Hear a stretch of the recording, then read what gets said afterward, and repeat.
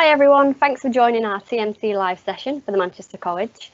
I'll shortly pass you over to Alison, who's the transition team leader at the Manchester College. Alison's going to provide you with a showcase of the transition team and the support they offer.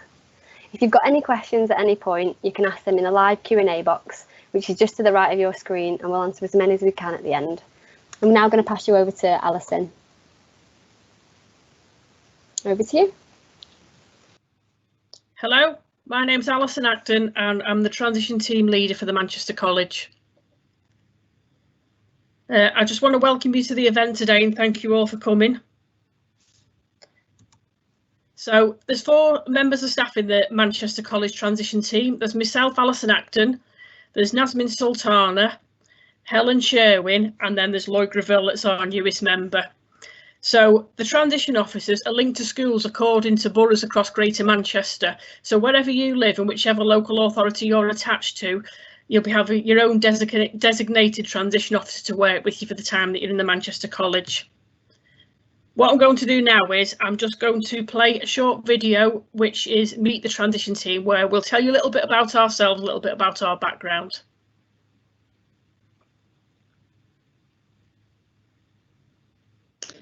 Hello, I'd like to introduce you to the transition team. My name's Alison Acton and I'm the transition team leader. I've worked for the Manchester College for 8 years and I've worked with people with special educational needs for 28 years in a variety of different settings. The schools I work with are in Trafford, Manchester, and some schools as well in Cheshire. We also have another transition officer called Nasmin Sultana.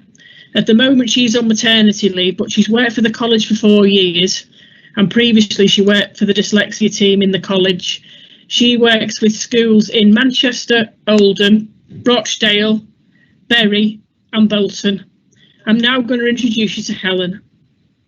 Hi, I'm Helen Sherwin and I've worked at the Manchester College for 11 years and I've been in education for the past 16 years. For many years now, I've worked with young people in a range of support settings, helping and guiding young people and those around them.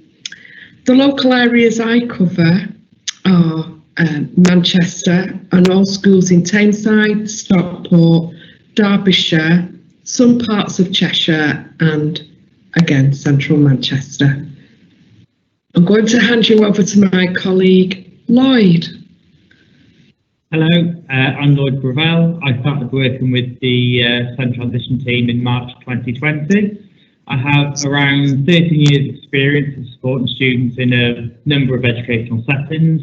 Primarily these have been specialist SEND provisions, working alongside learners with varying special educational needs and disabilities. However, previously to starting working with Manchester College, I worked in a mainstream high school as the head of Year 11. The schools I'm linked with as a SEND transition officer are within Manchester and Salford.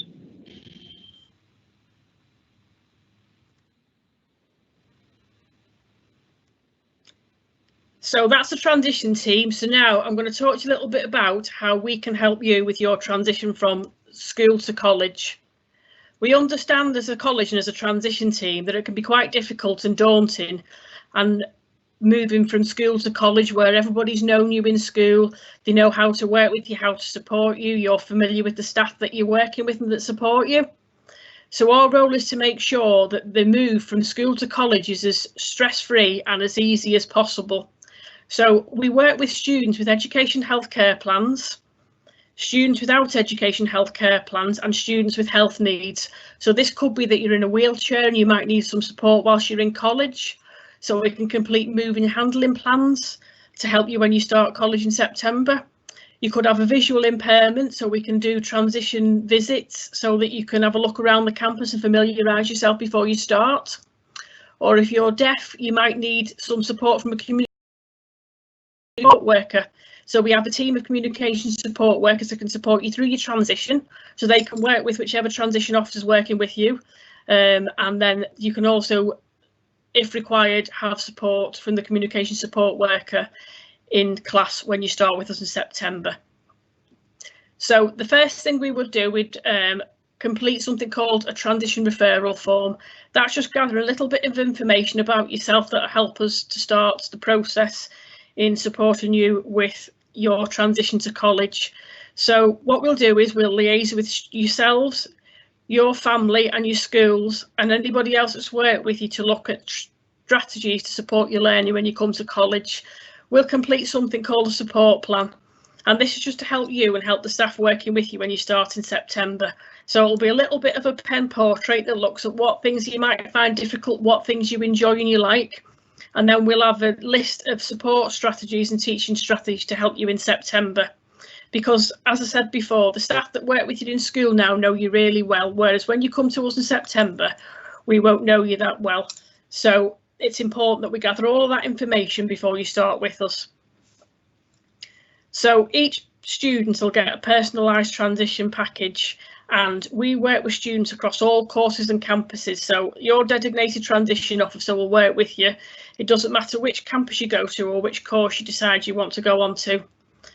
We can also provide advice and support around the courses you choose and progression, because sometimes you might think about coming to college and you might not know which course you want to do, or you might decide on a career pathway, but you're not exactly sure whereabouts the course and curriculum area that will take you, so we can help you with that.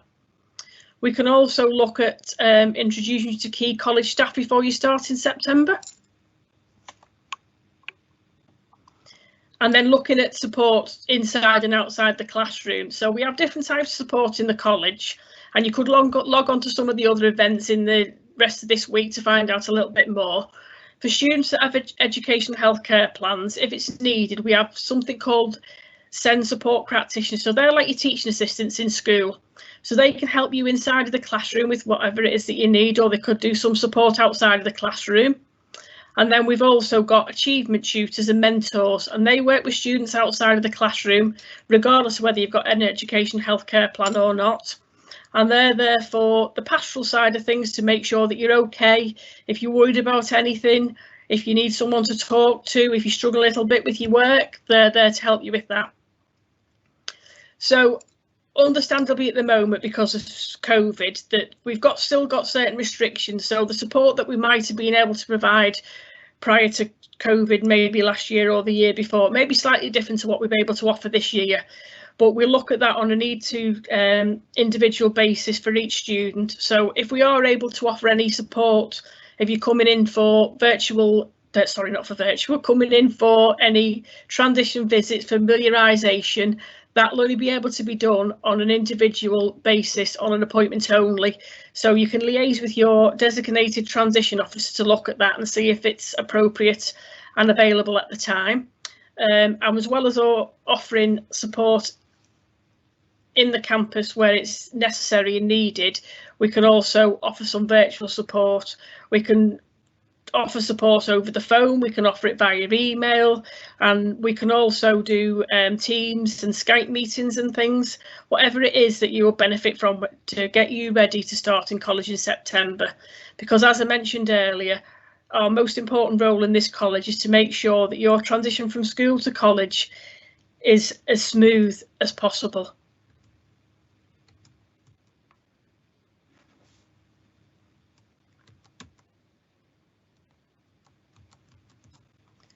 So what I'm going to do now is I'm going to open it up to questions and answers, and Helen and Lloyd, who you met earlier on in the presentation, are also going to be available to answer any questions that you've got. Amazing, thank you very much for that. So I'm just going to have a look at the Q&A box. We've had a couple of questions come in. First question is from somebody called Kyle. They've said that I live in Tameside but go to school in Manchester. Which area will I come under? Helen, would you like to answer that question? Just unmute there, Helen. Thanks, Alison. Hi, Kyle. Usually, if you live in Tameside, I would expect that Tameside would be responsible for an education and healthcare plan if you had one. But if you go to school in Manchester, that would depend on which school you go to. So the transition officer who is attached to that school will work with your school and Tameside local authority for any information sharing if you have an education and healthcare plan. But if there's any cross-working between each other, we can do that. But usually it's the transition officer attached to the school in Manchester. So the best thing to do is send an email to transitionteam@tmc.ac.uk. If you provide us with your name and date of birth and let us know which school you go to, we can start the process from there. Oh, thank you very much, Helen. Next question is, how do I get a transition officer? So I'll answer that one. So as Helen just mentioned, either there's different ways that people can get transition officers. So as Helen just mentioned, we've got a designated transition email inbox, which is transitionteam@tmc.ac.uk. So if you send an email or to that transition email inbox with your name and the school that you go to at the moment, then the designated transition officer will then make contact with you. The school that you go to at the moment, so it could be somebody from your school, it could be a careers advisor that's linked with you. They can also either contact one of our team, because most of the schools that we work with around Greater Manchester have got either our individual emails for the transition officer, or we've also got work telephones. So the school could provide you with that information as well and contact us directly, and then we can link in with you that way. So whichever transition officer will work with you, once we've got that initial information, then we can contact you via telephone or via email and then start that process of looking at a transition package that would suit your and see what you need. Thank you. Thank you very much. Next question is, I think you touched on this lightly in your presentation. Somebody said, will I get a chance to look around the campus before I start? Laurie, do you want to answer that one? Okay, thank you. Thanks, Alison. Well, ordinarily, pre-COVID, that would have been the case. But unfortunately, because of the measures we've had to put into place with COVID, we cannot guarantee that anyone will be able to have familiarisation visits prior to September, unfortunately, at this point. However, because the legislation and the impact of COVID is changing quite a lot all the time, that may well be the case closer to September, but we'll have to wait and see what happens with that. Thank you very much for that, Lloyd. The next question is, somebody said, will I get any help when I start college? Yeah, I'll answer that one. So I think I probably touched on that in the presentation before. So for students with education healthcare plans, if it's required, then we have SEND support practitioners. So they can help you inside of the classroom with anything that you may need. So it may mean that you just need somebody coming over to you just to give you a little bit of help and advice. If you haven't got an education healthcare plan, then we've got mentors and we've got student experience team and achievement tutors again that can help you outside of the classroom. They're a go-to person. They'll have a works mobile phone so you can text them or you can contact them if you're worried about anything. So there's lots and lots of support for students inside and outside of the classroom, from before you start with the transition team all the way through to when you start college. The support's there inside and outside of the classroom. Okay, thank you. Next question is, someone said, I'm not too sure which course or campus I want to go to. Is there someone who can help me decide? Do you answer that one, Helen? Yes, we have a careers and guidance team, and you can make an appointment with them. You can have that meeting virtually on the internet, or you can come into college. You can telephone to make an appointment with them. Alternatively, have a look on our virtual open events as well and explore some of the subjects that you're interested in. It's okay not to know what you want to do at this stage, and it's also okay to change your mind at the last minute. because at the end of the day, we want you to be happy and on the right programme of study that you want to do. So not all our students know what they want to do, and that's quite normal, and that's part of the process of transition and how we can help you. Well, thank you very much, Helen, that was really helpful. So just final couple of questions now, if anyone wants to send through any more. Somebody said, is there a quiet space for me to go at lunch and break times? I'll answer that one. It depends on the campus that you go to. Some campuses we've got a designated room, where in specific Northern's got a dedicated room, so it's only for specific members of specific students that sort of would need that really quiet space at lunch and break times. But on a lot of the campuses there is quiet spaces, and you'll find as you walk around the campuses that students will find their own quiet space as they sort of start in September, and that's where they'll go to, where they feel comfortable at lunch and break time. So there is, in all campuses, there might be not a designated room, but there'll be somewhere in that campus where it's quiet that you'll be able to go and get away from all the noise and sort of busyness and have some time to chill out. Thank you.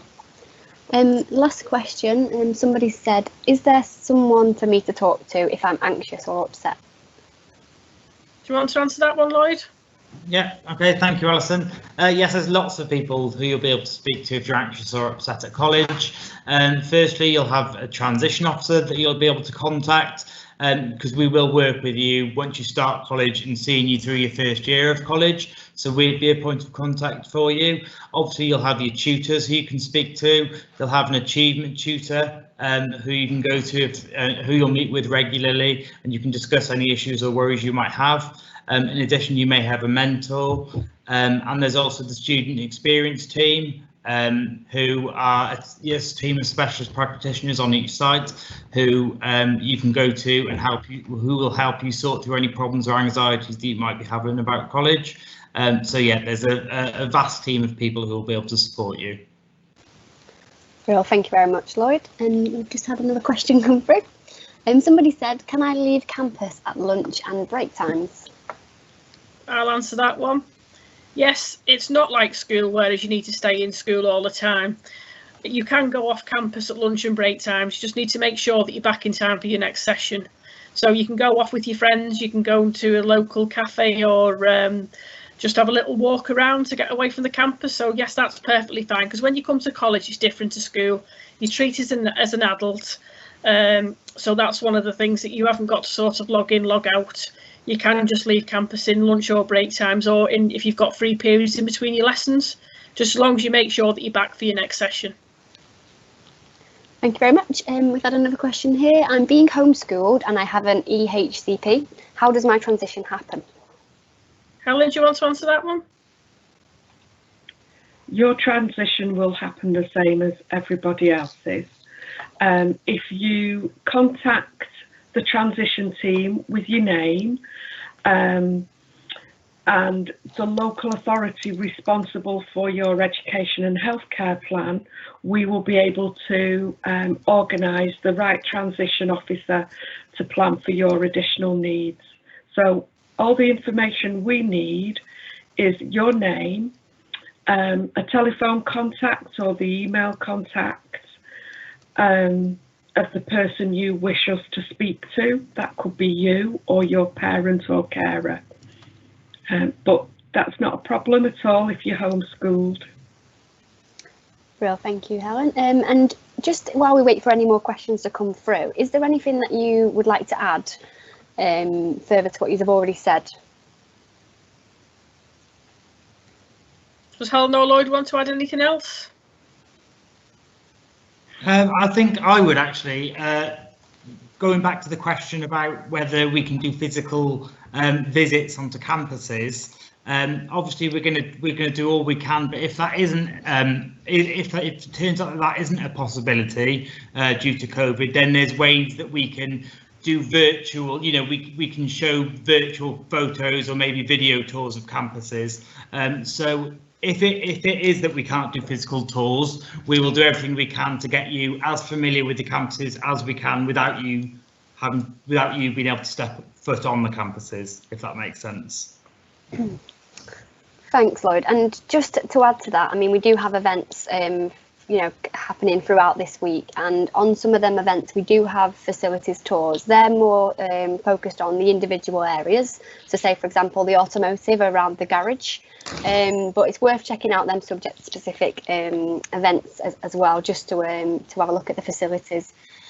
And we have had another question through. So somebody said, do you provide help with dyslexia? Do you want to answer that one, Helen? Yes, we do. Thanks, Alison. Yeah, we do help with dyslexia. In the first instance, you need to contact us, and we need the evidence of your most recent dyslexia report, which I think has to be relatively in date by, I think it's either 2 or 3 years. And at school, your teachers, if you're entitled to additional support, such as a reader or a scribe, or exam papers on a special coloured background, that information goes on to something called a Form 8. And if you bring that copy to us at enrolment, at enrolment, because the school won't release it till then, we can use that information as well to plan for any exam access arrangements that you may have. Well, thank you very much. We just add a little bit to that. We also have got a dyslexia team within the college, and they have study hubs where they can meet with anybody that's got dyslexia and sort of give them some advice and guidance and work with them around that. So we do have a dyslexia team. Great, thank you very much for that, Alison and Helen. So we have now come to the end of this session. So thank you very much for joining us on our transition team event this evening. And we've got more TMC live events running until Thursday, like I mentioned previously. So head to our website, tmc.ac.uk/TMC live to register for any other sessions. If you would like to apply for 2021, visit our website. Or if you need to speak to someone about applying, and if you like any more information, our school liaison team are working this evening and are on hand to take any calls, and we'll put their number in the Q&A box. And again, if you would like to enrol for this year, for September to this autumn, the team are available as well this evening, and we will put their number in the box as well. As Alison has already mentioned, if you'd like to get in touch from someone from the transition team, you can contact them. And again, we will put their email address in the Q&A box. But yeah, we thank you very much for joining us, and we hope you have a lovely evening. Thanks, bye everyone.